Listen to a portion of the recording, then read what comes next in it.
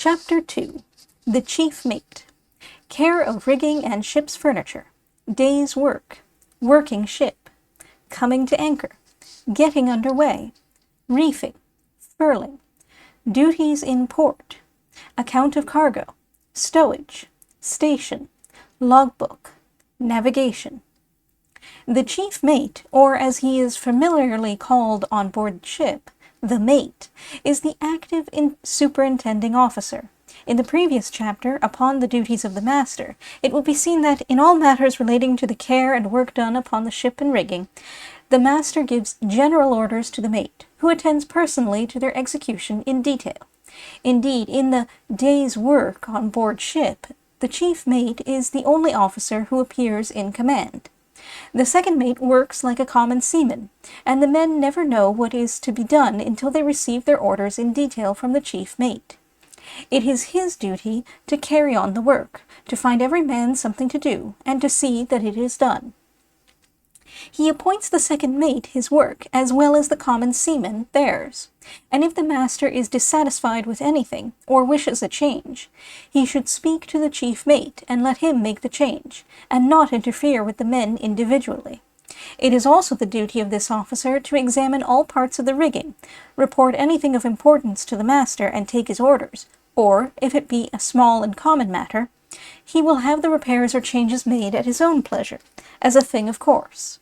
He must also see that there is a supply of small stuffs for the work, and have them made up when necessary, and also that there are instruments ready for every kind of labor, or for any emergency. In bad weather, he must have spare rope, blocks, tackles, sennet, earrings, etc. on hand, or rather, see that they are provided. The more immediate care of these things, when provided, belong to the second mate.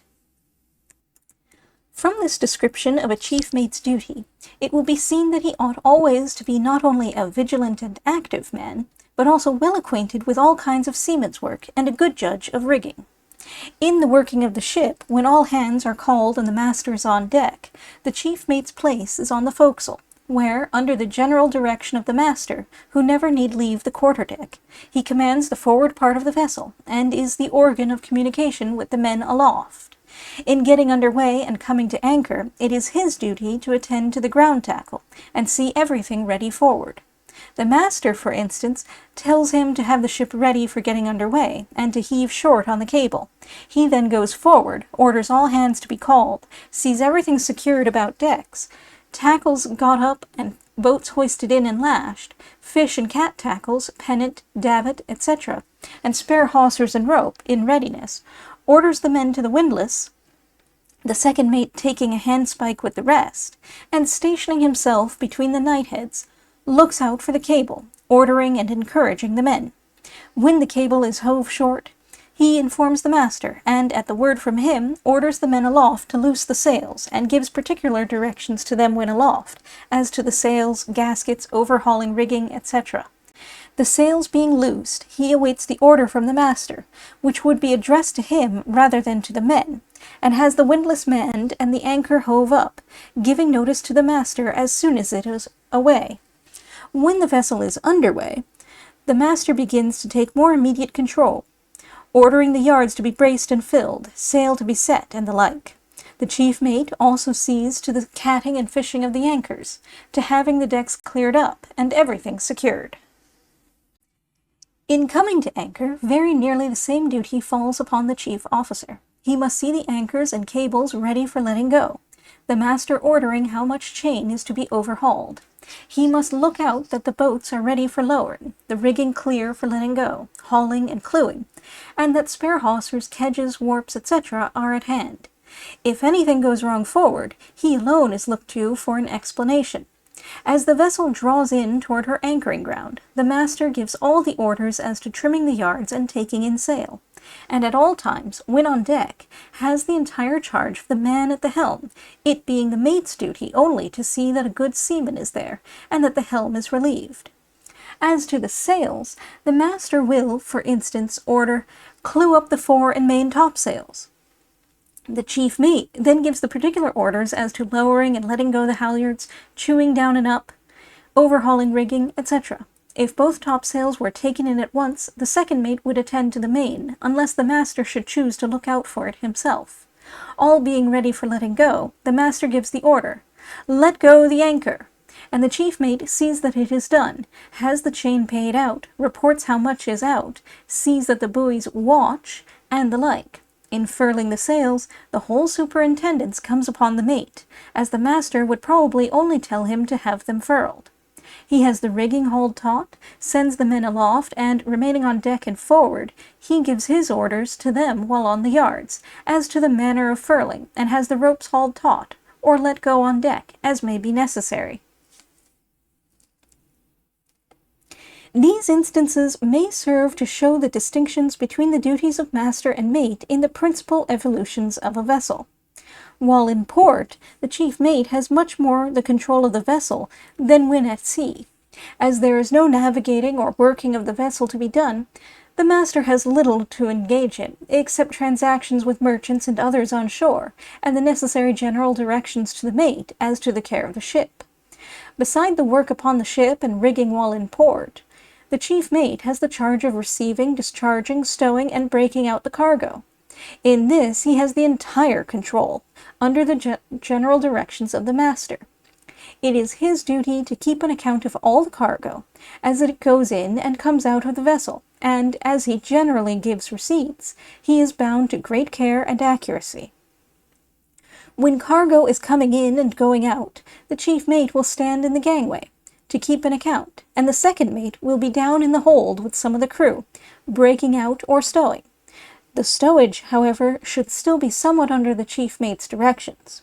While the master is on shore, the chief mate is necessarily commander of the ship, for the time, and though the law will extend his power proportionably for cases of necessity, yet, except in instances which will not admit of delay, he must not attempt to exercise any unusual powers, but should refer everything to the master's decision. It will be seen by the laws that the mate has no right to punish a man during the master's absence, unless it be a case in which delay would lead to serious consequences. While in port, the chief mate stands no watch at night, but he should always be the first to be called in the morning, and should be up early and order the calling of the hands. In cleaning the ship, as washing down decks, etc., which is done the first thing in the morning, each mate, while at sea, takes charge of it in his watch, in turn, as one or the other has the morning watch. But in port, the second mate oversees the washing down of the decks, under the chief mate's general orders. While at sea, in tacking, wearing, reefing, topsails, etc., and in every kind of all-hands work, when the master is on deck, the chief mate's place, as I have said, is forward. To give a further notion of the manner of dividing the command, I will describe the evolution of tacking ship. The master finds that the ship will not lay her course, and tells the chief mate to see all clear for stays, or ready about. Upon this, the chief mate goes forward, sends all hands to their stations, and sees everything clear and ready on the forecastle. The master asks, "All ready forward?"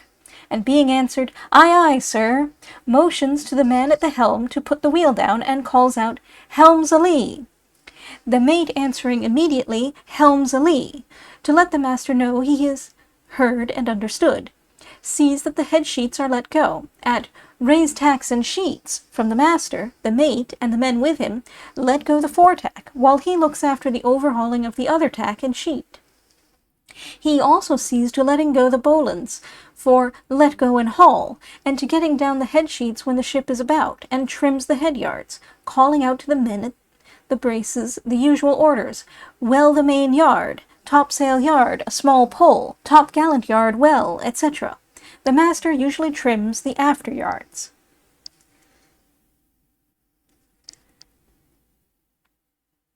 In reefing topsails, the chief mate should not go aloft, but should keep his place forward, and look out for the men on the yards.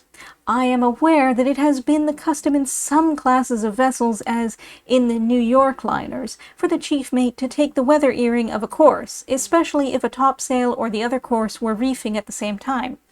Yet this practice has never generally prevailed, and is now going out of date. I think I may say it is the opinion of all, masters, officers, and men, that it is better for the chief mate to remain on deck. There is always a good deal to be looked after, ropes to be let go or hauled, rigging to be cleared, and the like, beside the importance of having someone to oversee the men on the different yards, which the mate, standing at a little distance, can easily do. He is also the organ of communication between the yards and the deck, and can look after the reefing to more advantage than the master can upon the quarter-deck, where he must stay to watch the helm and sails. The chief mate is not required to work with his hands, like the second mate and the seaman. He will, of course, let go and belay ropes, and occasionally pull and haul with the men when working ship. But if there is much work to be done, his time and attention are sufficiently taken up with superintending and giving orders. As to his duties as a watch officer, it will be necessary to repeat the explanations partly given in the chapter upon the master's duties. The crew are divided equally into two watches, the larboard and the starboard. The larboard commanded by the chief mate, and the starboard by the second mate. These watches divide the day between them, being on and off duty every other 4 hours. This is the theory of the time. But in fact, in nearly all merchant vessels, all hands are kept on deck and at work throughout the afternoon, from 1 o'clock until sundown. And sometimes, if there is a great deal to be done, as immediately before making port, or after an accident, all hands may be kept throughout the day. This is, however, justly considered hard usage, if long continued, since it gives the men but little time for sleep, and none for reading or taking care of their clothes. Although all hands may be on deck and at work during a day or half-day, yet the division of time is still kept up. For instance, if it is the mate's watch from 8 a.m. to 12, although all hands should be up from 12 to 5 or 6, yet from 12 to 4 the starboard watch would be considered as the watch on deck, and the larboard again after 4, and so on. And during those hours the wheel will always be taken by men belonging to the watch on deck, and if any particular duty is ordered to be done by the watch, that watch which has a man at the helm, and which would have been the only one on deck had not all hands been kept, would do the duty. But though this division is kept up as to the crew and the helmsman, it is not so as to the officers, for when all hands are on deck, the chief mate is always the officer in command, to whichever watch the hour may properly belong. He accordingly looks out for the ship, takes in and makes sail, and trims the yards, and when all hands are on deck at work, as much in the hours of one watch as in those of the other, and he generally calls upon the men of either watch indifferently to pull and haul. But if only the starboard watch is on deck, though the chief mate should be on deck also, yet he will not interfere with the duties of that watch, but would leave the command of the vessel and the weather side of the quarter-deck to the second mate.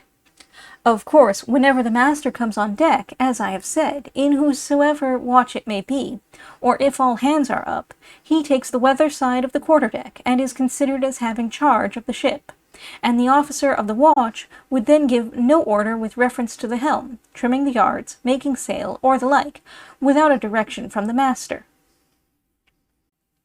It will be necessary to make some explanation as to the stations of the chief and second mate. I have said that when all hands are called, the chief mate's place is the forecastle, and the second mate's amidships, or at the braces on the quarter-deck.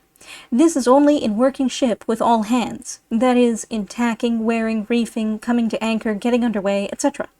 Whenever the work is done, and the necessity for the officer's presence at these parts of the vessel ceases, they return to their proper places on the quarter-deck.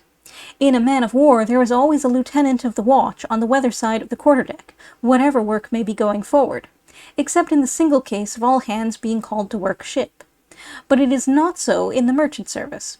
When the ordinary day's work is going forward, the mates must be about the decks or aloft, like the petty officers of a man-of-war, and it is only while no work is going forward, as in bad weather, on Sundays or at night, that the officer of the watch keeps the quarter-deck.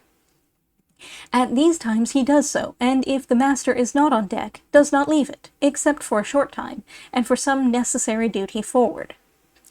It will be seen in the third part of this book that the law looks upon the chief mate as standing in a different relation to the master from that of the second mate or the men.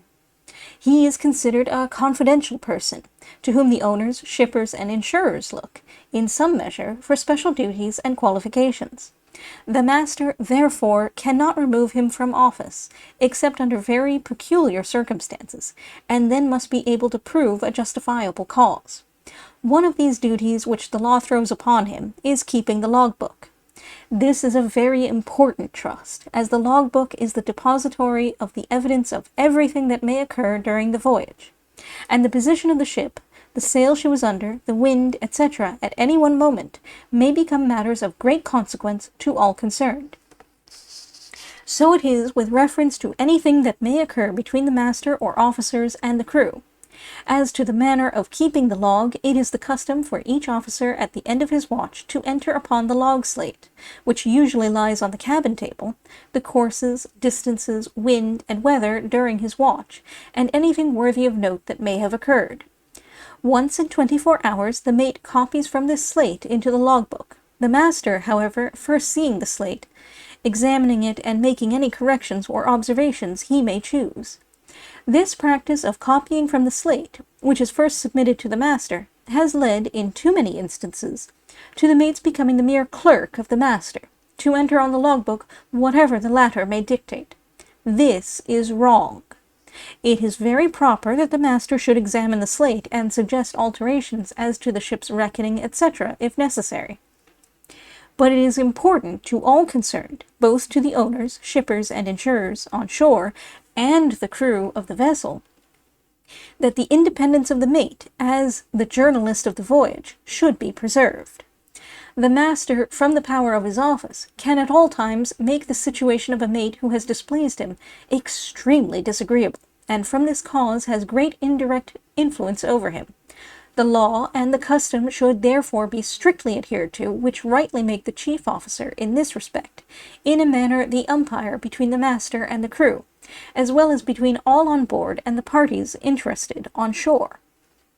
The law also makes the chief mate the successor to the master, in case the latter should die, or be unable to perform the duties of his office, and this without any action on the part of the crew.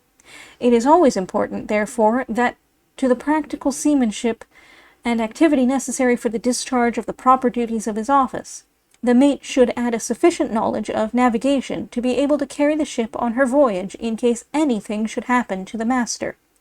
Indeed, it has been doubted whether a vessel of the largest class, upon a long voyage, would be seaworthy with no navigator on board but the master. Both the chief and second mates are always addressed by their surnames, with Mr. prefixed, and are answered with the addition of Sir. This is a requirement of ship's duty, and an intentional omission of it is an offense against the rules and understanding of the service.